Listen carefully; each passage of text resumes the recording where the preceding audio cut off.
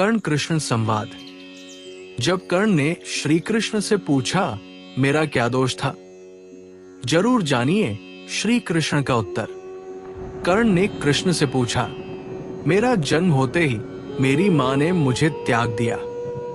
क्या अवैध संतान होना मेरा दोष था? द्रोणाचार्य ने मुझे सिखाया नहीं, क्योंकि मैं क्षत्रिय पुत्र नहीं था। परशुराम जी ने मुझे सिखाया तो सही, परंतु श्राप दे दिया कि जिस वक्त मुझे उस विद्या की सर्वाधिक आवश्यकता होगी, मुझे उसका विस्मरण होगा, क्योंकि उनके अनुसार मैं क्षत्रिय नहीं था। केवल संयोगवश एक गाय को मेरा बाण लगा और उसके स्वामी ने मुझे श्राप दिया, जबकि मेरा कोई दोष नहीं था। द्रौपदी स्वयंवर में मेरा अपमान किया गया। माता कुंती ने मुझे आखिर में मेरा जन्म रहस्य बताया भी, तो अपने अन्य बेटों को बचाने के लिए। जो भी मुझे प्राप्त हुआ है दुर्योधन से ही हुआ है, तो अगर मैं उसकी तरफ से लड़ूं तो मैं गलत कहाँ हूं? कृष्ण ने उत्तर दिया, कर्ण, मेरा जन्म कारागार में हुआ।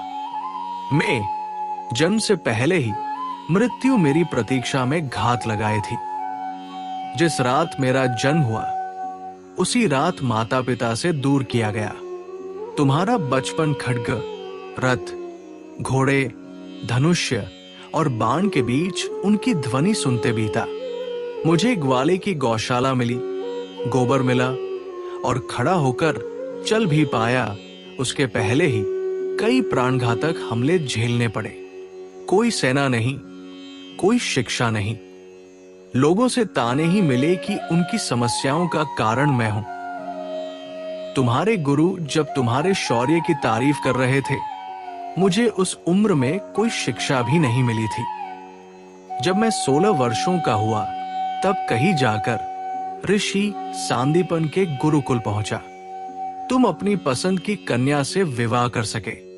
जिस कन्या से मैंने प्रेम किया वो मुझे नहीं मिली और उनसे विवाह करने पड़े जिन्हें मेरी चाहत थी, या जिनको मैंने राक्षसों से बचाया था। मेरे पूरे समाज को यमुना के किनारे से हटाकर एक दूर समुद्र के किनारे बसाना पड़ा, उन्हें जरासंध से बचाने के लिए। रण से पलायन के कारण मुझे भीरू भी कहा गया। अगर दुर्योधन युद्ध जीतता है तो तुम्हें बहुत श्रेय मिलेगा। धर्मराज अगर जीतता है तो मुझे क्या मिलेगा? मुझे केवल युद्ध और युद्ध से निर्माण हुई समस्याओं के लिए दोष दिया जाएगा। एक बात का स्मरण रहे कर्ण, हर किसी को जिंदगी चुनौतियां देती है। जिंदगी किसी के भी साथ न्याय नहीं करती। दुर्योधन ने अन्याय का सामना किया है, तो युधिष्ठिर ने भी अन्याय भुगता है। लेकिन सत्य धर्म क्या है ये तुम जानते हो। कोई बात नहीं अगर कितना ही अपमान हो, जो हमारा अधिकार है वो हमें ना मिल पाए। महत्व इस बात का है कि तुम उस समय उस संकट का सामना कैसे करते हो। रोना धोना बंद करो कर्ण। जिंदगी न्याय नहीं करती, इसका मतलब ये नहीं होता कि तुम्हें अधर्म के पथ पर चलने की अनुमति है।